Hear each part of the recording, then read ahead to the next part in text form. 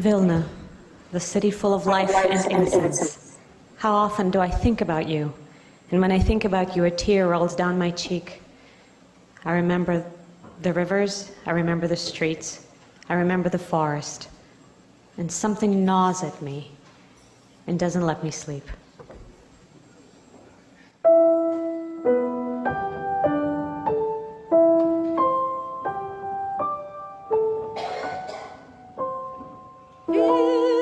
Stadt von Geist und Mimes, Vilne jede Schlag vertracht, wo es murmeln stillet vieles, stilles Säudes von der Nacht. Oftmals seh ich dir in Chollem, heiß geliebte Vilne mein, und die alte Vilner Ghetto mit an äppeldicken Schein. Vilne, Vilne, unser Heimstatt, unser Bänkschaft und Bagger. Ach, wie oft es ruft dein Namen von mein eigener Häuserträg. Vilner Gesslach, Vilner Teichen, Vilner Wälder, Berg und Tal. Etwas neuet, etwas bängt sich noch die Zeiten von einmal. Seh dem Wäldele Sakreter, in sein Schatten eingehielt, wo geheimes Hoffen lehrer unser Wissen Durst gestillt. Vilne hat beim ersten Faden von der Freiheitssong geweckt, und die liebe Kinder ihre mit der zarten Geist belebt. Vilne, Vilne, unser Heimstatt, unser Bänkschaft und Bagger. Ach, wie oft es ruft dein Namen von mein neuer Häuserträg. Vilner Gesslach, Vilner Teichen, Vilner Wälder, Berg und Tal. Etwas neuet, etwas fängt sich noch die Zeiten von einmal. Vilner Gesslach, Vilner Teichen, Vilner Wälder, Berg und Tal. Etwas neuet, etwas fängt sich noch die Zeiten von einmal.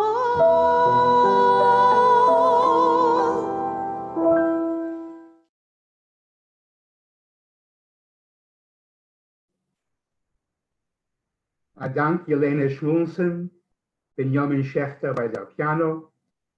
Bruchim Haboyim, Shalom Aleichem alle. Welcome. Just a word forward in Yiddish.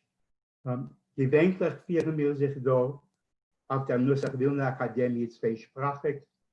Heuer, kurz die Lieder, wollen wir talfieren unsere Schmus nach Englisch. Merz Hashem, kommende Jahr wollen wir kennen, nicht nur sich sehen Ponim al Ponim, nur Tage Mensch zu Mensch. So this is the 67th anniversary and presentation of the Nusakh Vilna Memorial Program concert lecture. Clearly the format is very, very different. It was chosen to be at this point in February because the Vilna ghetto was liquidated in 1943 on September 24th. And in 1953, the folks who had gathered to make Nusakh Vilna said,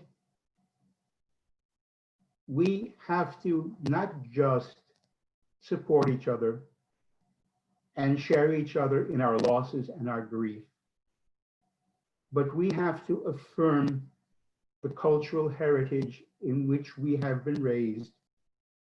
We have to affirm the special nature of the city of Vilna, of which we are the cultural carriers. We have to not listen to our American Jewish brothers and sisters who said, move on, why do you want to talk about these things? It's time to forget, let alone the general American population. And so they created not just Nusakh Vilna, a moment of gathering. Why Vilna? The song itself is an interesting one that introduced us. It was written in 1935, well before the Holocaust, although intimations of things to come were certainly apparent. It was written by Wilson with music by Olshanetsky.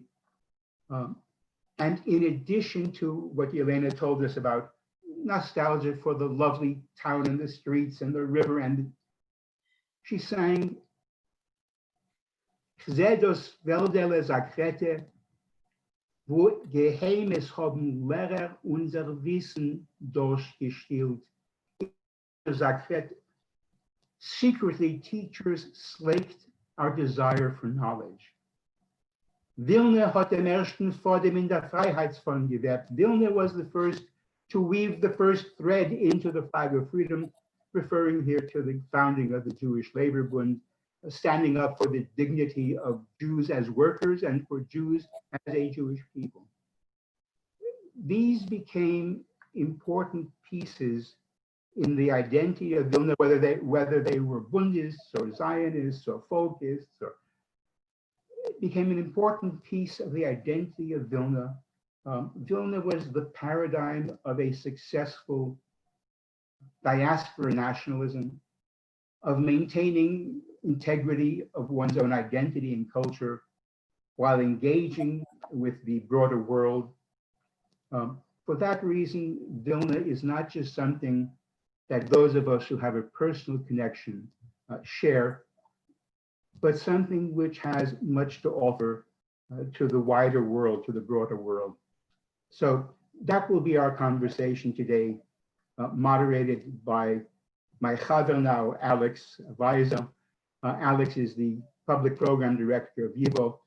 Unknown to many is he is a fabulous composer and was nominated for a Pulitzer for his setting of a cycle of Yiddish poems to music, inspired by the fact that he is now working in YIVO. And so you can share the prize with the recognition with YIVO, Alex. Absolutely. I would be remiss if I were not to mention that this year we miss a chaver, a friend who has always been with us at Nusakh Vilna, and that's Michal Baran. Michal Baran would conduct the Haskole. Michal, a senior teacher in the Yiddish cultural schools, director of Camp Hemshech and Kindering and Jungveld in Toronto. And Michal was from Oshmine in the district of Vilna, and also is a survivor and did so fighting as a soldier in the Russian army. And so Michal covered dein Ondenk. And Alex. Thank you so much, Elye. So before we kind of jump into this conversation, I just want to take a moment to introduce everyone for those that are perhaps new to Nusakh Vilna. Elye Palevsky, who we just heard from, is the son of Vilna partisans Shimon and Chayela Porus Palevsky, who are among the founders of Nusakh Vilna. He is CEO Emeritus and the developer of the River Garden Senior Services Campus in Jacksonville, Florida, which is a charitable, Jewishly sponsored agency rated among the finest in the United States. Elye has taught Yiddish language and culture at Queens College, CUNY, and at the Vilnius University Yiddish Institute. He's the chair of Nusakh Vilna. Also here is Rivka Augenfeld. Rivka Augenfeld has worked for over 45 years in the field of immigrant and refugee resettlement and has been recognized as an advocate for the human rights of refugees. She came to Montreal, Canada in 1948 as a 2-year-old stateless child, born to a mother from Vilna and a father from Warsaw. She grew up in a secular Yiddish environment with the Workmen's Circle, now the Workers' Circle, the Bund, and the Jewish Public Library, and has been involved in Yiddish cultural events and Holocaust commemoration from an early age, first performing recitations of Yiddish poetry, and later involved in the planning of these events. We're also joined today by Dr. Edna Friedberg. Edna Friedberg is a historian at the United States Holocaust Memorial Museum. A graduate of the University of Illinois, she received her PhD from the Jewish Theological Seminary. Edna joined the staff of the Holocaust Museum in 1999 and has served as a historian for the museum's highly visited online Holocaust Encyclopedia and is the director of its Wexner Learning Center. She also curated a special exhibit on the legacy of the Nuremberg trials and post-war justice. Edna regularly speaks to audiences across the country, and her essays connecting Holocaust history with social, cultural, and political issues today have appeared in publications including The Atlantic, Slate, Newsday, and The Forward. So thank you all so much for being a part of this event.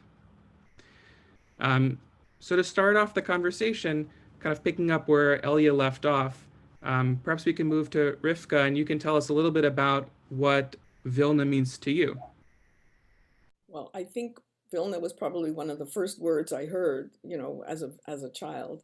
My mother was very, very proud of where she came from. She was, the day that the Germans attacked, the Russians in 1941 was the day she was supposed to be graduating from her Realgymnasium, which was this mythical Yiddish secular institution of learning where she spent the formative years of her life, where she made the friends that sustained her for the rest of her life, where she learned so much. I think that high school is the equivalent of a junior college today. And the values that she carried were the ones that she gave to us, to me, and to my cousin and to other people around her. And so for me, it was very personal. And I always, she revered her parents, who were, by all accounts, very special, not just to her, but to a lot of people, a teacher, a nurse. And although they were poor in money, they were rich in culture. And my mother, who had an amazing memory, remembers being on her father's shoulder. She was just a tiny tot when they went to the groundbreaking ceremony for the YIVO. So it's all part of our personal and larger history. And of course, it was a mythical place. And then eventually I became more aware of what it was. And just to finish, but also I was born in Austria as you mentioned, as a displaced person. The first time I went to Vilna was in 1993, when it had just come out from under the Soviet rule. Lithuania was a new country, still very poor. And when I came back, sometimes people who are not from your milieu understand better than others. When I came back in 1993 from Vilna, a colleague of mine, who was not Jewish, who was Haitian, and we did many struggles together, he said to me, you see, until now you were a displaced person. Now you're a refugee from Vilna because you've seen it. And that was very true. Elye, do you have more to say about Vilna before we broaden it a little bit? When I returned to Vilna, first with my father, also in the early 90s, and it still felt like it was a Soviet Vilna. It wasn't. It was as though I were returning to a city for which I was nostalgic, where I had never been. And the physical attributes of the city were there, just the people weren't there. So, a Yiddische Stadt on jeden. But so I'm thinking, look at Vilna, and I was in the little ghetto and the big ghetto, and saying, can you imagine a ghetto where daily there were concerts, and there's a huge book of posters of the concerts and lectures of the ghetto. Can you imagine a ghetto where children secretly, when they had to, and publicly when they didn't have to be secret, were in schools and were fed, and hygiene was attended to keep the learning alive, not just the morale alive. Can you imagine a ghetto where the largest celebration was 1000 Bücher geleend geborgt von Bibliotheken ghetto, the 1000th book borrowed from the ghetto library. Can you imagine the cultural ethos of a city, a Jewish city where that was possible? And it carried over into the partisan. So in the partisan, it wasn't just fighting on missions against the Nazis, which were important, and also watching out for the Soviets. It wasn't just caring for the women and children who took refuge in the woods along with the partisans. It was also singing the songs of Shmerke Kaczynski, the partisan poet who was inspiring with his songs, or listening to Avram Sutzke's recitations of his poetry in the partisan, and they were part of the partisan group. Wherever Vilna Jews came together, they carried that culture with them. And that's what I grew up with in our family home. And one of the things that I've always, loved about Nusakh Vilna ever since I've been at YIVO is this sense in which, through the particular, we do get a sense of this kind of larger Jewish pre-war experience, and as you said, kind of celebrating it, not just mourning it. And to that end, Edna, I wonder if you could speak to, your work at USHMM and how that might, help us think of Nusakh Vilna and the kind of work that it's doing in a bit of a broader context. I mean, one of the struggles that I think anyone involved in Holocaust education has is to remind people of the need to keep things specific, that it's not some kind of fairy tale, with a big bad wolf and a little innocent child, but that if you don't know what came before, you cannot understand the behaviors or choices or attitudes of anyone within it. So, for example, if I'm talking to high school students about resistance in a ghetto, whether it's physical resistance or, as Elliot so beautifully described, spiritual resistance of different kinds through cultural preservation and a sense of peoplehood, a sense that there would be a future that children needed to be educated to navigate later. You can't understand that if you didn't know who people were before. So a lot of it, and I am delighted to be part of it. This is strange for it to be the online Nusakh Vilna. I've not had the honor to attend in person. I hope to in the future. As I told Elliot and Rivka, I'm a Galiciana Yid myself. But that it's the relationships that I object to talking about Jews as victims during the war, because that implies that they were somehow predestined to be that these were people with full personalities and ideologies and relationships, and they bring all of those into the artificial hellish environment of a ghetto. So the person who was your chaver and was your friend and your ally before is in that environment, and the person who you resent and think is frustrating or selfish is in that environment too. So in that way, I think that Nusakh Vilna is the epitome of what good and appropriate and respectful Holocaust memory should be and can be. That brings up an interesting question. And at this point, we can really open the conversation. So anybody who has any kind of comments, feel free to chime in. But, to what extent is what we do at Nusakh Vilna, is that a Holocaust commemoration, or is it something else also? I think it's something else also. We've begun to call it a memorial program, lecture, and concert, and it combines all kinds of levels with echoes into Jewish experience. In Yiddish, we don't have the word Holocaust, we have der Churban. Der Churban is a word which we associate with Churban Beis Rishon, the destruction of the first temple, Churban Beis Sheni, the destruction of the second temple, and der Churban, the destruction of European Jewry. And so we refer to it as der Churban, but this is not Tisha B'Av. This is not where we sit and we have sackcloth and ashes and we fast. This is where we draw strength from a cultural tradition and a living tradition that was near annihilated, but is so very, very strong it hasn't been.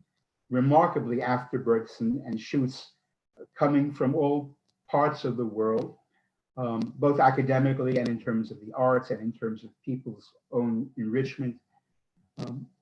And it was a new form of remembering and drawing strength. So we have the elements of Dakhum, we have the elements of bringing the culture of Vilna to bear. So we do poetry by Vilna poets. We sing songs by Vilna composers, and also to music set to music by Vilna poets. There's literary readings. Alex and I have been discussing other ways of expanding this thing into the arts so that we're bringing something fresh to bear in the tradition of Vilna. The singing of songs in a secular context begins to be a form of prayer, especially when there is song together, Vitzivo. It begins to be a form of prayer. The Nusakh Vilna gatherings did include the Haskalah, the Kel Molarachmim, and the Kaddish, because many going there were very traditional in terms of their own mode, but not expecting a religious observance, just expecting that their tradition be honored. And so Nusakh Vilna did that also. But it was creating a new form of engagement with the past and sharing sadness, for some of us very personal, but for others just because it was an important moment in Jewish life. New forms of observance, new forms of validation, new forms of engagement and of energizing. I think also Edna said something important. You can't, I know there was a time, especially even in Holocaust commemoration in Montreal, when the whole community got involved, because initially it was only the different Landsmannschaften, the survivors themselves who had events. The big community did not. When the community started, it started with the 6 million. It's very hard to wrap your mind around a number like that. And it's very hard to start in 1939, because who were these people? Where did they come from? Not just Vilna, but all over Europe and other places. So it's very important to, if we want to understand what was lost, to understand what there was. And I think that's why I think the new YIVO project, which is the autobiography of Beba Epstein, which I recommend highly to everyone to go on the YIVO website and look at this. And I realized I didn't realize it wasn't just her. There was a project where they asked kids to write their autobiographies, not to keep a diary. And so these kids were empowered to say, your life is important. Write about your life. It's worth an autobiography. And it's stunning, but it allows the educational to take over. So people like Edna and Holocaust Museum Montreal, and just generally it's accessible. You don't have to go to an institution to say, who are these children? What was the, as we'd say in French, projet éducation pédagogique? They had an amazingly modern educational project in the secular world. But of course, there was a religious Vilna as well.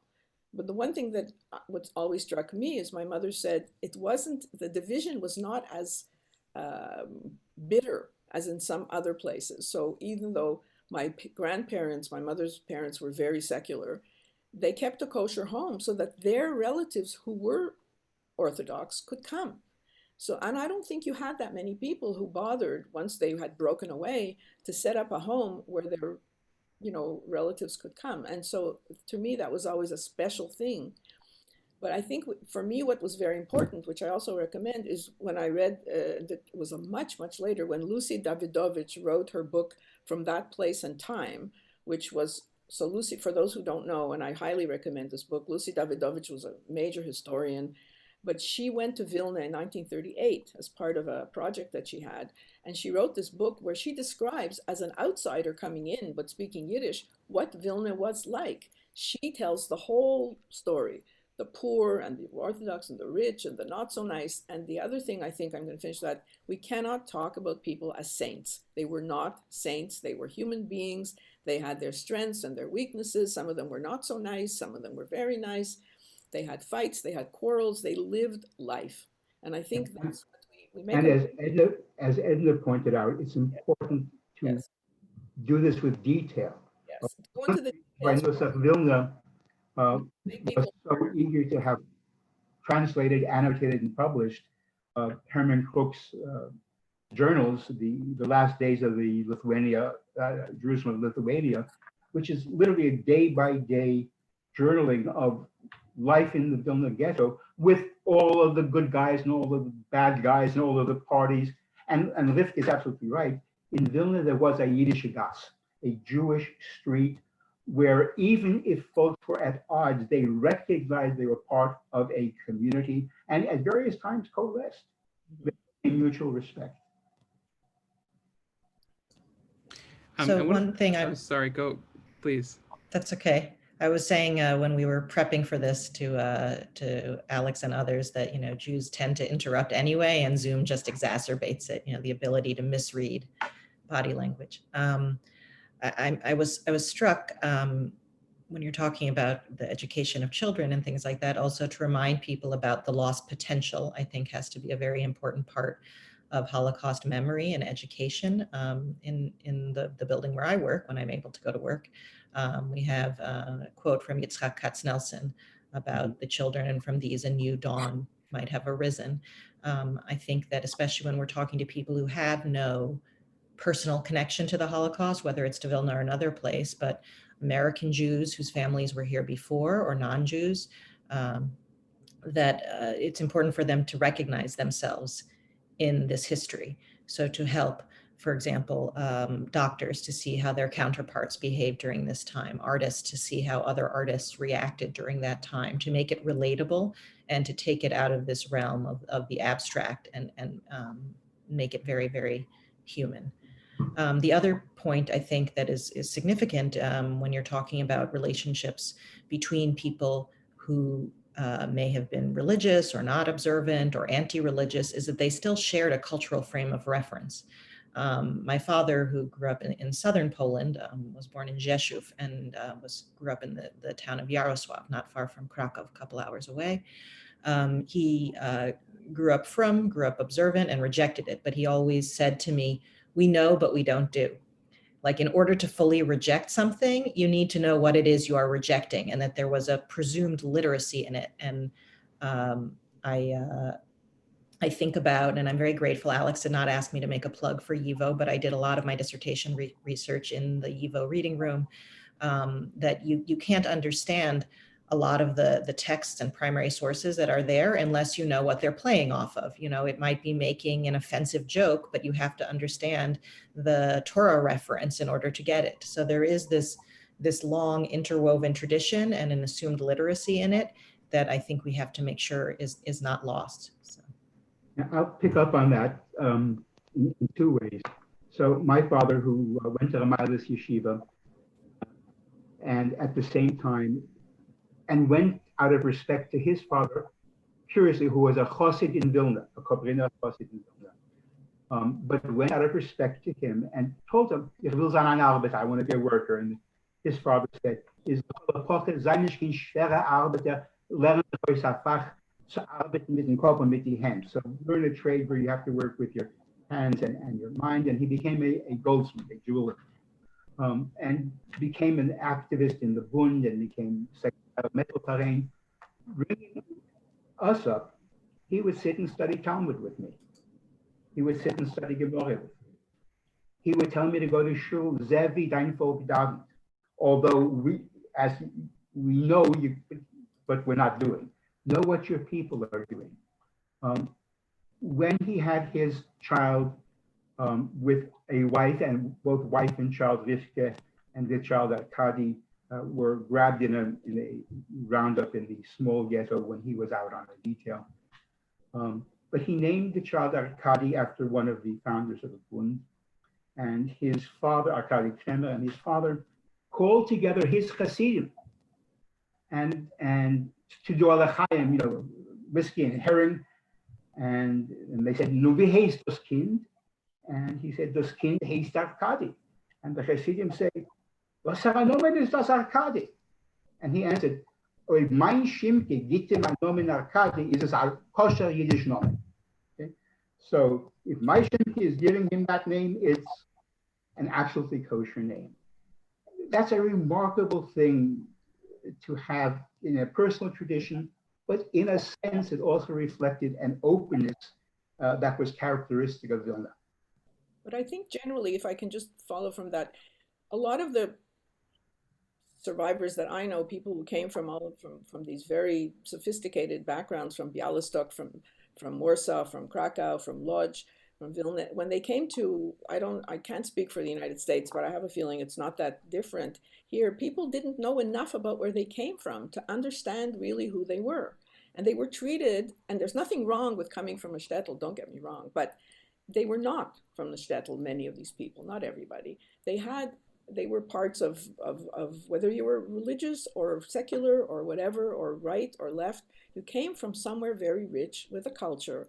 And people here treated them like, and all they were people who needed to be taught how to live in America or in Canada with very, very little respect for who they really were. And I think that's one of the things I tried to bring forward in later years when I worked with new immigrants.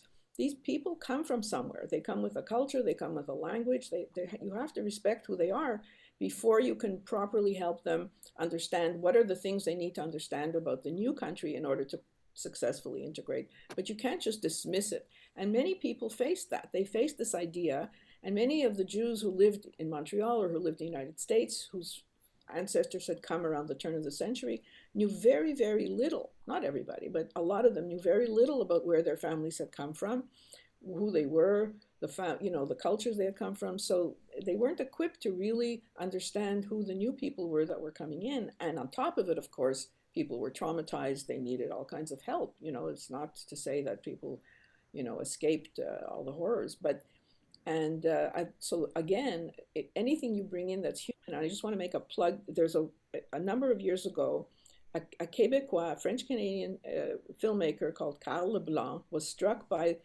the impact that a visit to the Montreal Holocaust Center had on his daughter, French, with her class from a French non-Jewish school, went to the Holocaust Center and saw what we call Fanya's heart. This heart was a little heart.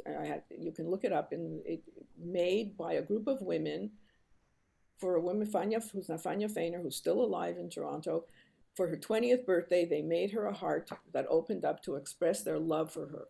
And this individual act of love by a group of girlfriends at great risk to their lives, has an impact that is impossible to describe on kids. And it does more to open up people and open up the discussion of who they are. And the film, which is available, called The Heart of Auschwitz, has become really a teaching tool. And the heart has become one of the main logos of the Montreal Holocaust Museum.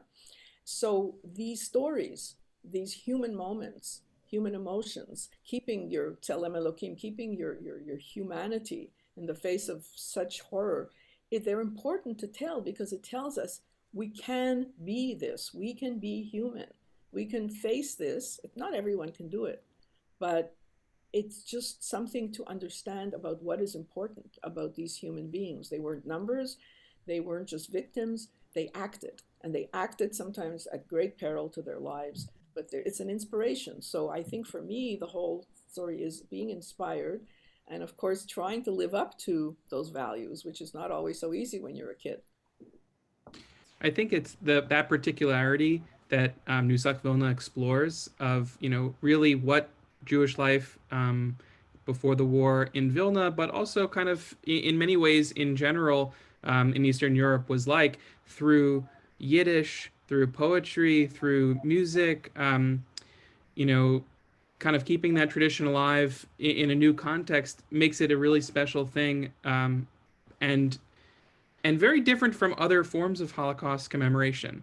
And I think that's an interesting thing to kind of step back and have a little bit of perspective about, which is that usually when the Holocaust is being commemorated, it's not necessarily for Jews in particular, and even more so, it's not necessarily for Holocaust victims, and people who have a kind of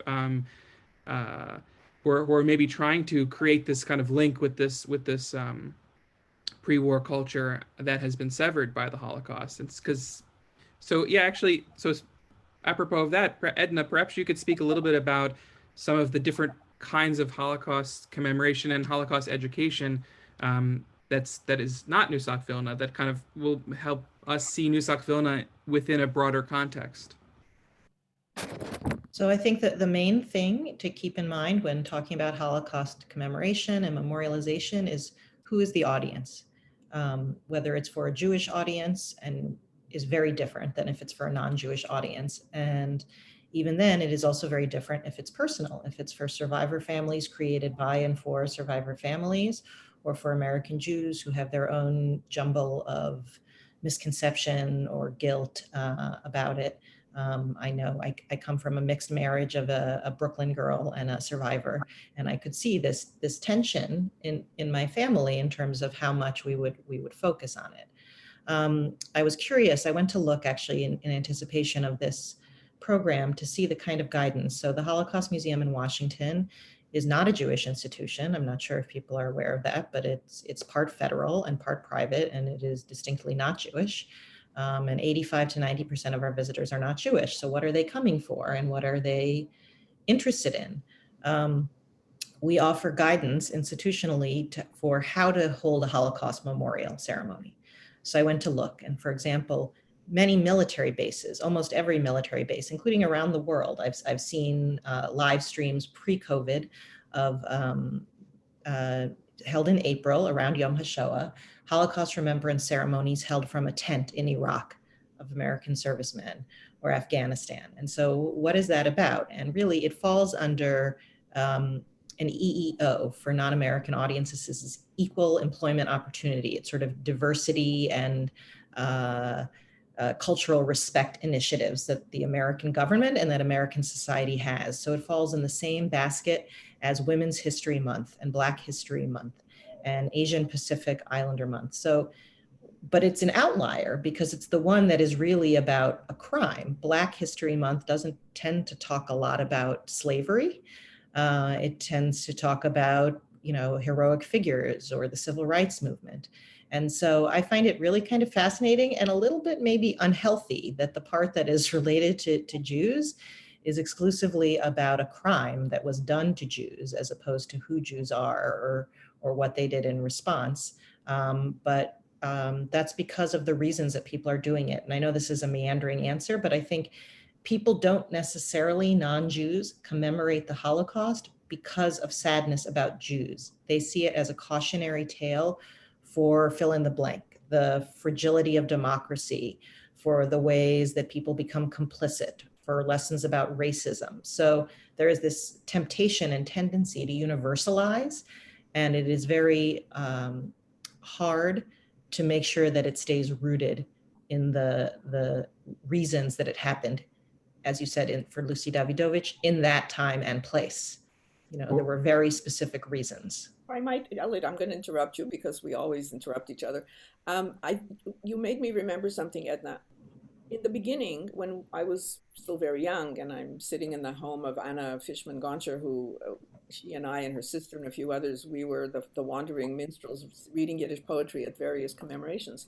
I was I think unconsciously at first, but then realized when we were doing a commemoration, a Yizkar, for survivors, they didn't need to hear all the horrors. I didn't have to tell them anything about the terrible things that had happened. I chose poetry that helped people mourn together, be a catharsis.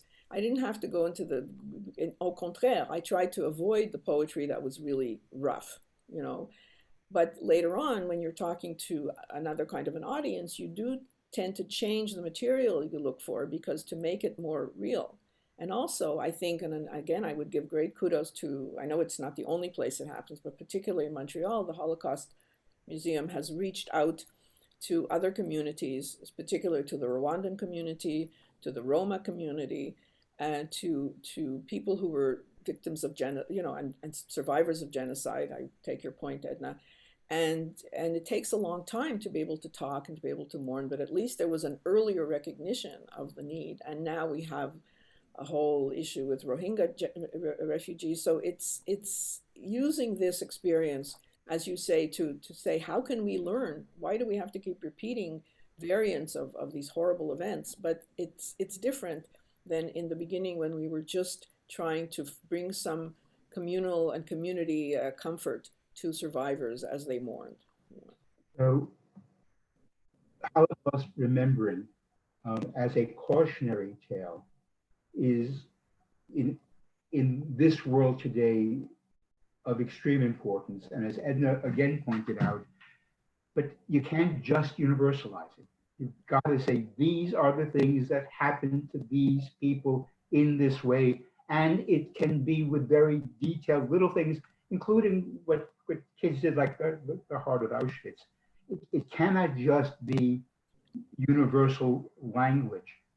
What's frustrating Jewishly is that in so many of the Yom HaShoah observances or non-observances, it becomes something that in the shul or in the community, they do it in Yiddish, you say, ois yoitze werden, to say that you fulfilled the mitzvah, but without kavanah, without understanding, without grounding.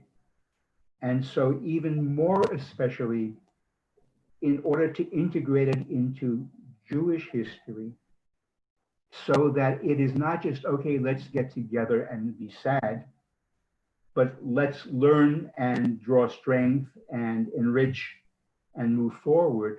The detail counts. The detail is important. The Vilna archives that are now online at YIVO are amazing. YIVO in the most real sense is Nusakh Vilna.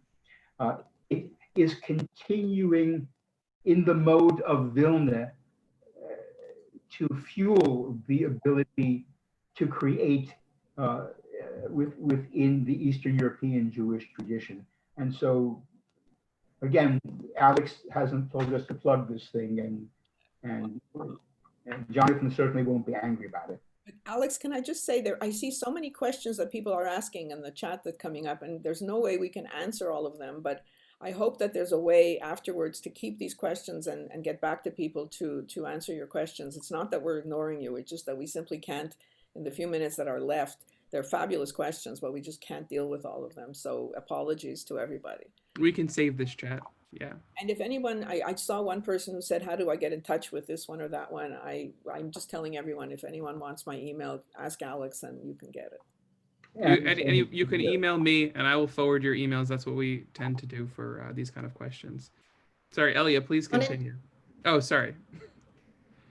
Let's all talk over each other again. Okay, I'm gonna go. Two things I wanted to suggest. One is to remind people that the idea that if they perpetuate the idea that there is the Jews and Jews were killed during the Holocaust, in some ways they are actually parroting a Nazi falsehood. I think often when I'm trying to conceptualize or describe to someone what it would be like to be in a place, Auschwitz, I think of Primo Levi's Survival in Auschwitz, where he describes the arrival on the train at the ramp as being like the biblical Tower of Babel, because there were so many different languages being spoken. And it's important also because it answers the practical questions that teenagers like to think of themselves in heroic terms. I would have just killed a Nazi, I would have run away, I would have been a superhero. If you can't even talk, if you don't even have a shared language with the person there who's been there longer and might tell you what's going on, you don't even have a conception of what's happening. And I'm reminded that some years ago when Alex, you asked about types of commemoration. So the United States has an annual commemoration. It's mandated by Congress, and the Holocaust Museum implements it each year, called Days of Remembrance. It happens in the week of Yom HaShoah, which people may not be aware. Why is Yom HaShoah when it is? It is directly linked to the dates of the Warsaw Ghetto Uprising. And so it is deliberately grounded in a celebration of violent heroism, of violent resistance by Jews. But it's held in the rotunda under the dome of the US Capitol building. So we are a secular, by definition, government, separation of church and state. And here is this very specific ceremony. And some years ago, President George W. Bush, so the second President Bush, was the speaker at this commemoration. And I kept wincing. It's not a political thing. I kept wincing because he kept referring to the martyrs, the Jews who were martyred during the Holocaust. And martyrdom implies a choice, that you die because of principle, that you have a belief and you adhere so strongly to it that you're willing to die. So, the people who died at Masada, those were martyrs. Jehovah's Witnesses during the Holocaust were martyrs because they could renounce, they could swear an oath of allegiance to the Fuhrer and they would be released. It didn't matter what you believed as a Jew. And I know that people I'm preaching to the choir here, people on this call know this, but the average person out there, including many Jews, don't realize, that it is nothing to do with what you believe. You could have converted to Christianity and you still would have been treated as a Jew by the Nazis because it was ostensibly biological. So that's a very important point to make. The second is just at the beginning, you had mentioned Camp Hemshech, which literally means camp continuity, camp continuing, like going on. And so I encourage people listening, watching, thinking about how to pay tribute and honor those killed during the Holocaust, to think about doing things that have nothing to do with the Holocaust at all. Like I think about teaching my kids Hebrew and sending them to day school as an act of Holocaust remembrance, and one that is healthy and positive because it's not focusing on the death. When you hold a funeral for someone, you don't talk about their long battle with cancer or the car accident. You talk about their life and their values. And so I think living a literate, proud Jewish life is the best memorial. One beautifully said. I want to talk a little bit before we end about the future of Nusakh Vilna and the future of remembering the Holocaust more broadly. But before we do, I think it might be useful, Elye, if you could just kind of run through the normal schedule of a Nusakh Vilna on a normal year, because I think Nusakh Vilna really answers these questions very effectively through the use of poetry, through the use of presentation. So maybe we could use that as a kind of springboard to then talk about the future. So in the form that has evolved over the years, Nusakh Vilna, some 20 odd years ago, gave themselves over into the hands of YIVO, which is really the appropriate place to make sure that it continues. Gave over their archives and their little treasury to it. And so the Nusakh Vilna program occurs at the YIVO. There's a greeting, there is candlelighting, there is the recitation of poetry that relates to the theme, not so much as you're saying, of death, as of the life of Vilna, the life of Jewish culture, the life of Yiddish, the vibrancy, but also the pain of loss, but not the gruesomeness of what I've lived through, but the pain of loss. And in Shmerke Kasherginsky's Jugend hymn, the last line is Sketa boyer, sketa schmieder, lomerale gain mit zeh. There's a builder and a smith walking to the hymn of the youth of the ghetto. Let's join them in building. There is in the Still die Nacht, the song Still die Nacht, about a woman partisan who has velvet smooth skin and awaits the caravan of the enemy. And my mother always thought it was about her. The last stanza is Vartog von Waldarois gekrochen mit Schnee Girlanden auf die Hol, gemutigt von Kleinigen mit Sochen par unser neuen Dorf. And so at dawn we crept out of the forest with garlands of snow in our hair, and we were encouraged by this tiny victory for a new, free generation. Imagine all these folks, but facing it with optimism. So that becomes part of Nusakh Vilna. There's always been a keynote talk.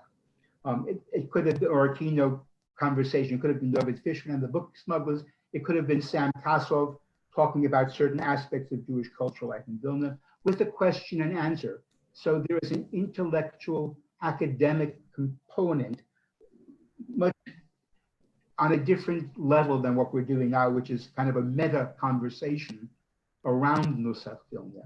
So there is a academic kind of component with questions and answers engaging the audience. And there is, again, additional poetry reading. Rivka last year did some poetry reading with Broder from Montreal, and singing.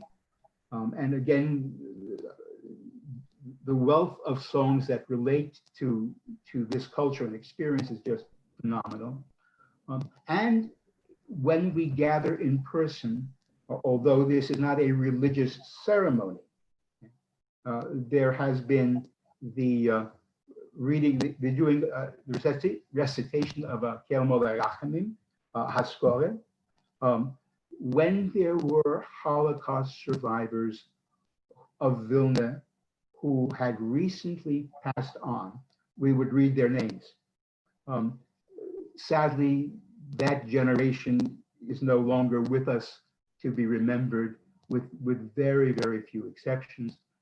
Then there'd be a Kaddish Mitzvah, and we would close, as we will today, with the singing of the hymn of the partisans, Zog Nit Kemo, Never Say This Is Your End, written by a young Yiddish poet, Hirsch Glick of Vilna, and we would rise. Then there was something also special, which we need to do next year, Alex, in Yirtz Hashem and the Magefa passes. There was a social component. We would network. There would be a kibbutz. We'd make a lechayim. People would meet and talk. Academic associations were bound. Connections were made that people didn't think were possible, that were very improbable. It was a cement that put the various elements of the Nusakh Vilna population together. Some of us who have a direct connection, some with an academic interest, some out of religious respect, some out of pure intellectual curiosity, some because they are YIVO goers and they know whatever YIVO does is going to be of value. And that last piece of the kibbutz together cemented and created a microcosm of the kind of community that we idealize as being the best of Vilna. And wouldn't it be terrific if life in Jewish life in the States and in Canada, Canada has more of it than the States actually, if that kind of interaction and mutual acknowledgement and affection were more possible. So we only have a few minutes left before we finish up with a few songs. But on that note, do we have any thoughts about where Nusakh Vilna could go in another generation, and where Holocaust Memorial in general could go, perhaps, both for Jews or for non-Jews? What could change over time? Well, actually, the possibilities of the internet and the possibilities of disseminating information, like I see, again, people are asking, tell us about films we could watch, tell us about books we could read. I think information, or giving people access to tools, to information, to music, so that they then can take it forward and familiarize themselves with it. But I also think to as Edna said, to be very specific, and at the same time look at some of the, and I was reminded, I don't know what happened in the United States, but 5 years ago, when the big wave of Syrian refugees was coming out, there was one image that galvanized a public reaction, and that was one little boy, Alan Kurdi, lying on a beach in Turkey. And for all kinds of reasons, because he looked like everybody's little boy, because Alan Kurdi became a symbol for a huge mobilization in Canada of people responding, wanting to get involved, refugee sponsorship, let's let Canada bring lots of refugees. On the other hand, media kept talking about Alan Kurdi and his mother and his brother. Alan Kurdi and his mother and his brother. And those two, also individuals, his relatives, never had a name, or hardly ever.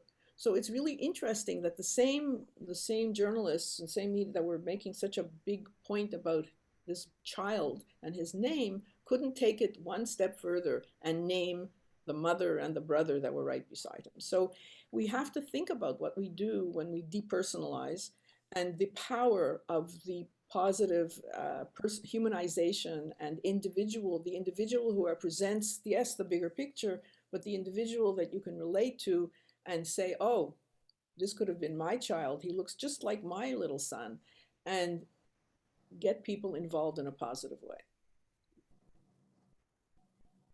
So these stories, so your Bebe Epstein, I'm going back to the beginning, the story of Beba Epstein and her autobiography and all those other children. I hope there will be more of these that come out, because I understand there were a lot of children who were encouraged to do this. It would be great, because the life that people lived and what we lost, which is so vast, it's inspiring, but it also it tells us who we are, who we can be, and to be proud out there in the world. There's a lot of, excuse the word, a lot of negative stuff out there, you know, and and we need to be proud of what we can bring to the world.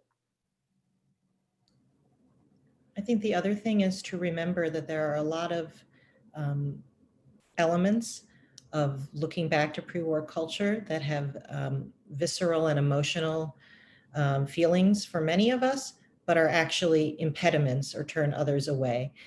Like I had seen someone had written in the bottom, like, please translate the Yiddish. Like, I know when I hear Yiddish, I think about my babsha. It almost like, it just kind of transports me, even if I'm not understanding every word.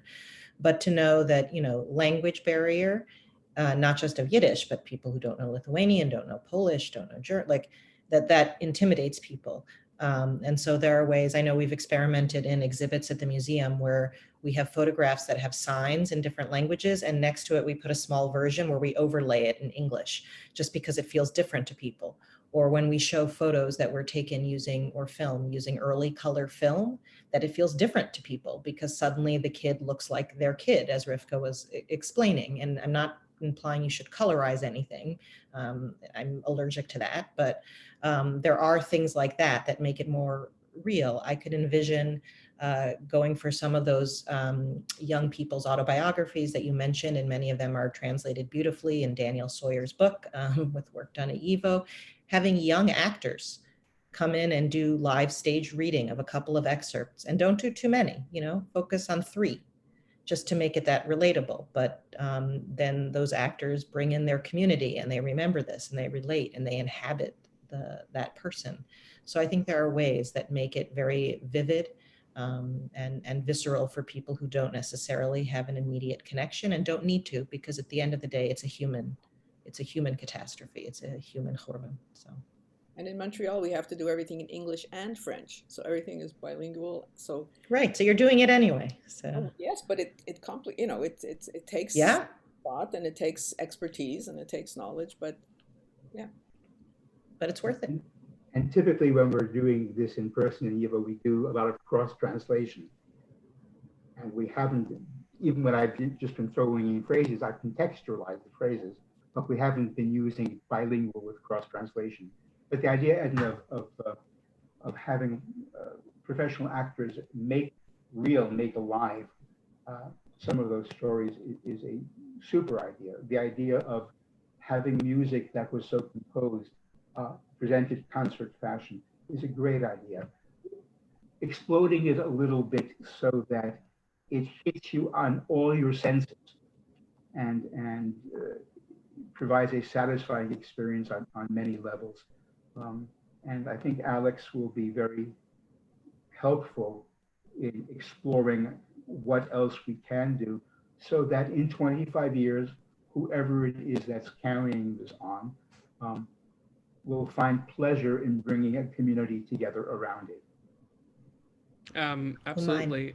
And I think that, I really think that the work that YIVO does in general resonates very profoundly with this. And in a way, almost every event that we do is of this kind of spirit. Just engaging with history in a nuanced, complex way, engaging with culture, and engaging with Yiddish. And there's so much incredible richness there. And it's a real pleasure to engage with it and to not forget it, and to kind of try to repair, build a bridge over the big tear in our culture that happened with the Holocaust. Because of course it's not just people that were murdered, but it's culture that was destroyed and ripped asunder. So on that note, let's make sure we do listen to a little bit more music. We're going to play Avram Sutzkever's Unter deine weiße Stern, and then Ellie will say some closing remarks.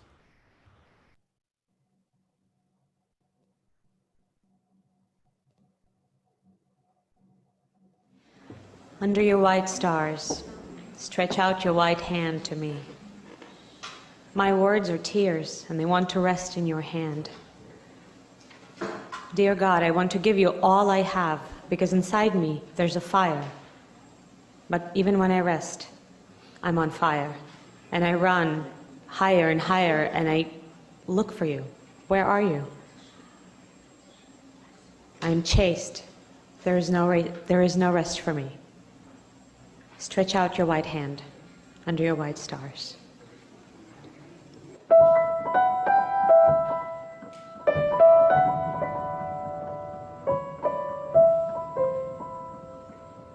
Unter deine weiße Stern streckt zu mir dein weiße Hand. Meine Wörter seinen Tränen willen ruhen in dein Hand.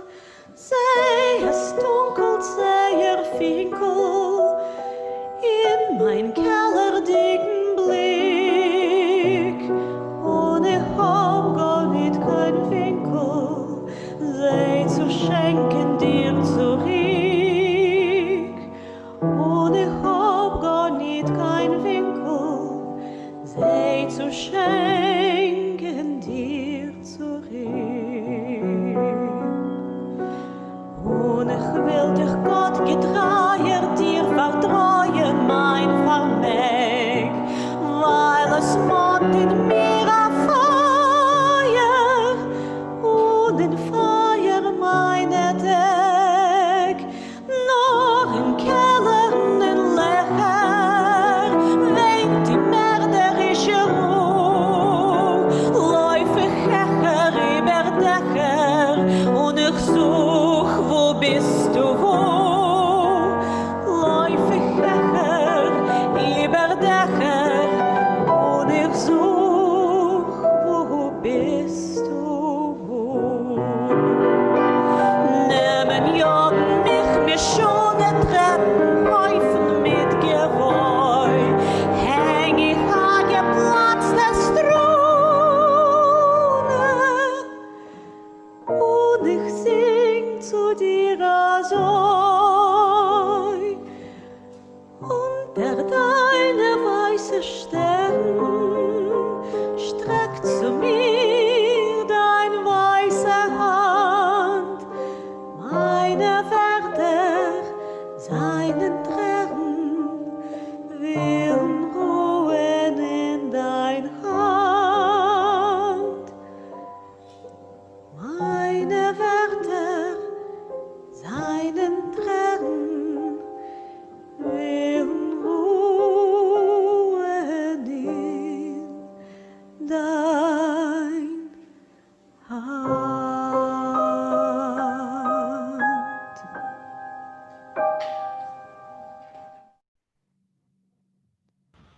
The melody of that song I didn't mention is by Avram Brodno, and there are actually a bunch of other really gorgeous settings of it as well, including one by Lazar Weiner. I recommend it. And these songs that we've played, and the last one that we'll finish with, were from the 60th anniversary Nusakh Vilna program. That was Yelena Shmulinson singing, and Benjamin Schechter playing the piano. And so let me thank you all for joining with us today in this unique Nusakh Vilna program. I'd like to thank Alex, not just for bringing us together, but also as the representative of YIVO that has become the embodiment of the spirit of Vilna that is so both dear and relevant to this very moment in our history. With great thanks to Edna, I hope we become fast friends here and that you actually come and take part again. Rivka, who is already a fast friend, so that we can interrupt each other ad lib. Many thanks to Rivka for taking part in this. We hope that next year we actually get to enjoy each other's company, although we can learn to do things more online to make things more accessible. Wir wünschen alle a gut, sis, gesund und mehr menschlich Jahr a soft der Magete. We wish everyone a good, sweet, healthy, more humanly decent year, and an end to this plague. Shana Tova U'Metuka, a good Zizkor, a good sweet year. We close with the singing of Zognit Kemo, Never Say This Is the End, the hymn of the partisans written by Hirsch Iblik. And for those who are able, the custom is this is a hymn of the partisans and of resistance. Please, in your own homes, as the hymn is sung, sing along, and if you can't, hum along, and we all rise to the music.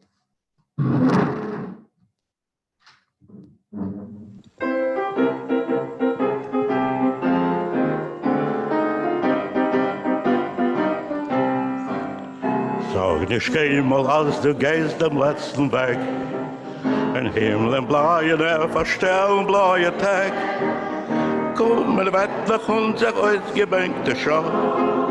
Es wird erbeugt an unser Trott, wir seien da.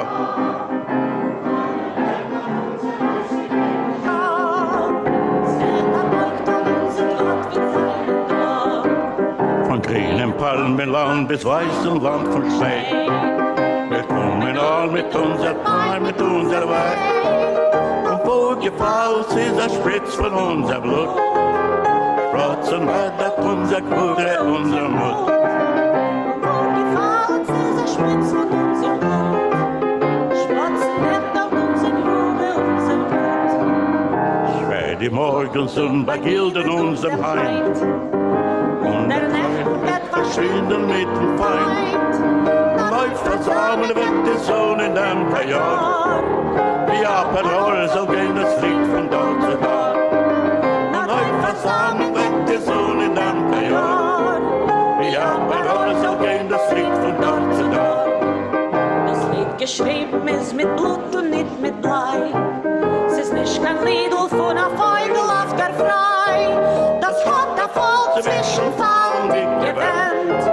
Das Lied gesungen mit Naganes in die Hand. Das hat der Volk zwischen Fall gewähnt. Das Lied gesungen mit Naganes in die Hand. Sag nicht keinmal, als du gehst am letzten Weg. Verschimmlen Beine, verstellen blauen Tag. Kommen weg nach unser ausgebänkte Schau. Es wird erbeugt an unser Trott, wir seien da. Kommen weg nach unser ausgebänkte Schau. Es wird erbeugt an unser Trott, wir seien da.